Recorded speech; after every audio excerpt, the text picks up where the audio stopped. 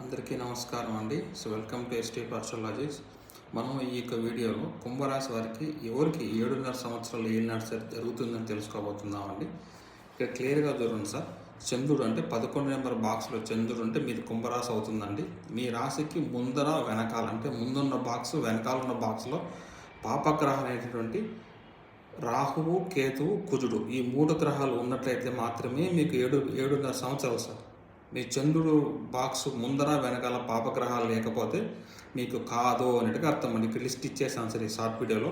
చూడండి, ఫస్ట్లో చంద్రుడికి ముందర కుజుడు, రాహు ఉన్నాడు. నెక్స్ట్ సెకండ్ చార్ట్లో చంద్రుడికి రాహు, కుజుడు ఉన్నాడు. మూడో చార్ట్లో కుజుడు, కేతువు, నాలుగో చార్ట్లో కేతు, కుజుడు ఉన్నాడు సార్. ఇలా ఉన్నట్లయితే మాత్రమే మీకు 7.5 సంవత్సరాలు అన్నట్టుగా అర్థం అండి. ఇలా లేదు సార్ నా జాతకంలో అంటే మీకు కాదు అన్నట్టుగా అర్థము.